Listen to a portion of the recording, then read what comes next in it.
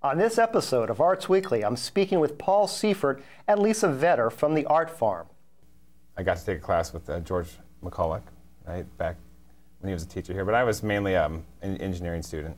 And John O'Connell and Mark Delancey from the IPFW Department of Theater. Whenever we do Shakespeare nowadays, we, as an audience, we don't expect the audience to have the patience to sit through 25 full scene changes. So we're usually looking for some way to present it as close to in a movie fashion as possible.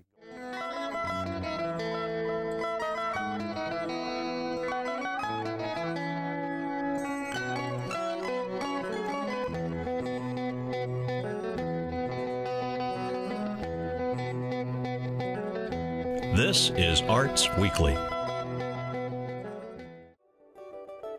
Arts Weekly is a production of the College of Visual and Performing Arts at IPFW, offering degrees in fine arts, music, theater, and visual communication and design.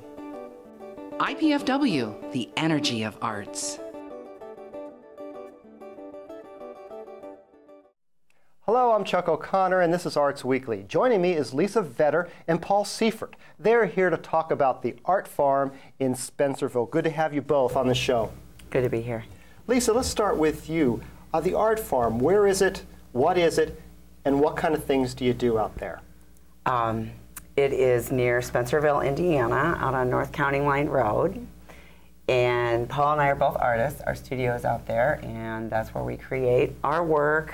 And we do occasional workshops, and we'll be part of an upcoming studio tour.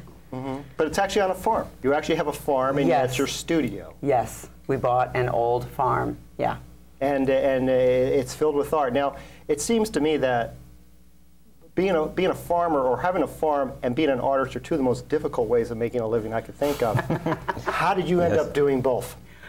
Well, we outgrew our space in town. We had a little bungalow in town, and our studio had taken over. So we were looking for more room. And in looking, we found this place. And it was an Amish family that owned it. That's who we bought it from.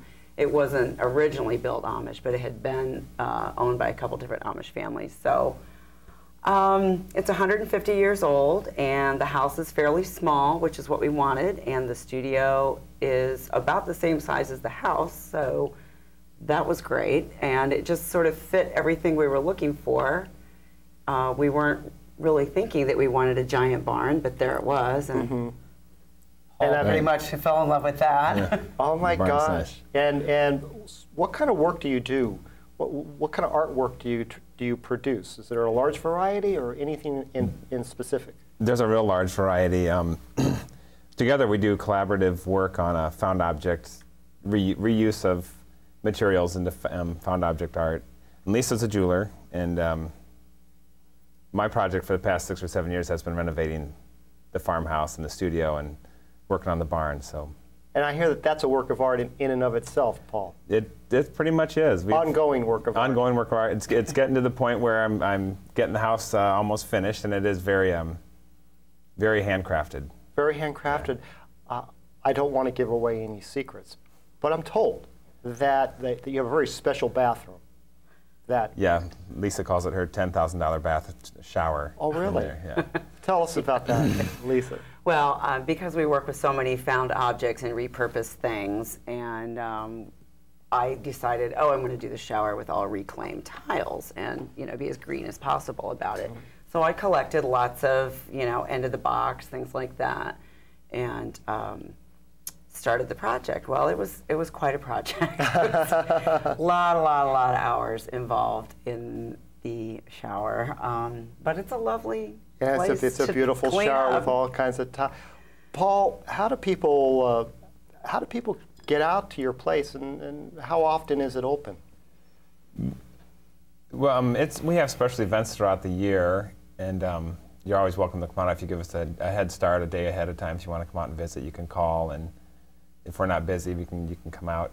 But getting there, it's rather simple. Doing it through MapQuest, it kind of sends you in some really weird areas, but it's about 1.25 miles from Spencerville, south of Spencerville, so it's real near Highway 1. And you can go out 37 and go to Cuba Road, which people like And head right out there onto the farm. Yeah. You both, we were talking before the show, you both went to IPFW, and you're amazed because at how much it's grown out here, I'm sure. But what did you take? Were you an art major? Or? I was a major. I had many different majors. I did take some art classes. I got to take a class with George McCulloch, right, back when he was a teacher here. But I was mainly an engineering student. Oh, I see. Architectural and civil engineering. And that just led right into this. Kind of. Yeah, engineering is kind of a creative process, and I worked in the land surveying business for a long time, and Lisa, I can't help but noticing your lovely necklace. Did you make that? Yeah, this is a new piece that I just finished. Right, and what is that made out of? It's all made out of recycled tins. So all those little tins that you've gotten cookies and candy and popcorn and things like that. And I repurposed those, and I started using them actually more in our three-dimensional work, and found that the little end bits were very interesting, so I started working with those. So these are all hand cut and filed and ground on the edges and then riveted together. And these are all, attached. As you say, upcycled? Is that the term you were? Yeah, upcycling. Upcycling, what does that mean to you? That means just taking junk, really, I mean, stuff that people don't want anymore, and repurposing it and making it into something useful. And we primarily do functional work. We do lamps and clocks and wall pieces. I use old antique bottles, and those can be used like as a bud vase or something, and it'll be part of a larger wall piece. And do you work on these together, or a lot of them? Yeah, we collaborate quite a bit. Not so much the jewelry. My hands are a little bit too big for the fine jewelry work, but all the other pieces that we collaborate. Where do you find these found objects? Do you travel all over the country? Do you find them here locally? Mostly locally, garage sales, and St. Vincent de Paul's is one of our favorite places, and wherever and whenever people have given us things, and we use a lot of bowling balls, so really we've become we kind of become known as the bowling ball people when we do the juried art fairs, and our weights on our tent are made out of bowling balls, and then we incorporated those into a lot of our lamps and our. So you talk about juried art fairs, kind of moving on to the other end of the spectrum. How do people purchase or get a piece of work, by Paul and Lisa?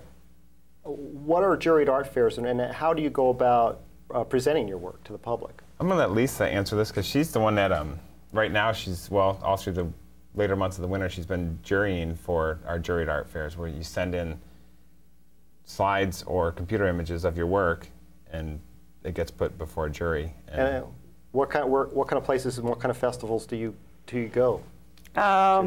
Well, we start at the beginning of May, and we'll be doing the Lohmeyer Art Fair in St. Louis, Missouri, and then we're doing the Broad Ripple Art Fair in Indianapolis, and we travel as far as Black Mountain, North Carolina.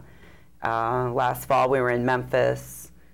A lot of regional cities, Columbus, that area. A lot in Michigan, northern Michigan, but. And is that's generally during the summer months? May through October is our main time of travel, Right, and the rest of the time, the winter, is when you work on your stuff and get all that done. But there are events during the year here in Spencerville, Northeast Indiana, when you open your studio up to the public. And it's really by special event only. It's not like it's open 9 to 5. No, correct? we don't have public hours, no. We do a holiday show in our studio, and we represent other artists, usually 10 to 12 artists, including ourselves.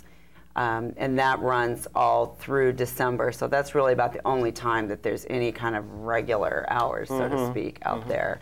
And like we did an event in March, where we were open for a day, and then of course we'll be doing the Rural Studio Tour in May, and so that's a great day to come out and visit. Yeah, I want to talk a little bit about that. You mentioned the Rural Studio Tour, May 14th. Yes. Where a number of studios are going to be open, different artist studios. Tell us a little bit about that.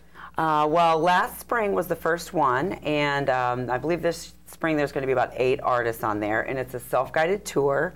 So you just get in your car and load up with your friends, and there'll be brochures available in a variety of places. There's also a Facebook page for the tour, and you can go to all of the studios or a couple of the studios, whatever you want to do, and there's a map that you can follow, and we're like the furthest outpost on the tour. But Paul, there are a number of artists that live on farms, that live out of the city. They use the space, they need the space to work, and so these are the kind of artists that are going to be featured on the tour, correct? I don't know. I think we have the biggest rural space that you'll be able to visit. A lot of the other spaces are in garages or basements, but they're all on the northeast part of Allen County. You know, people don't realize it, but when you're an artist, you need a lot of space. Yeah, you do. Different people, faculty members and students who come to IPFW are always amazed. They might move from a bigger city, and they say, "Wow, you know, I could buy a home here," and for that, you know, that means space. That means space to set up their stuff.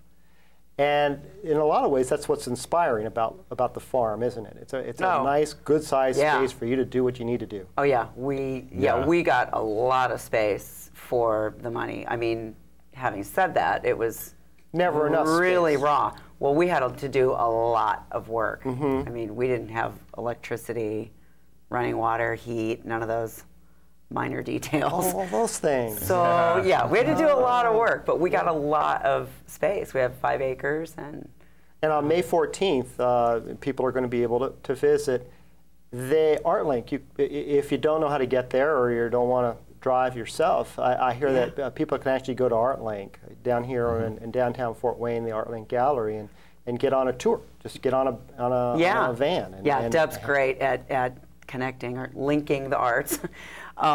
There's going to be, I think, a couple vans, so you can just buy a ticket for the van, and it includes a lunch, and you'll get driven around from studio to studio. And wow, sounds like fun. That sounds like a lot of fun. And then you'll be selling some of your work out there at that time. So people who have viewed some of the stuff on the show tonight, if they want to see some more, they can show up on May 14th. And they can check out the barn, and they can walk the field out back. And it's a great time to see our work too, because we're starting the art fair season, so we have a lot of fresh art right now. Well, it's a must-see. It's a beautiful time of the year to get onto the countryside around Fort Wayne.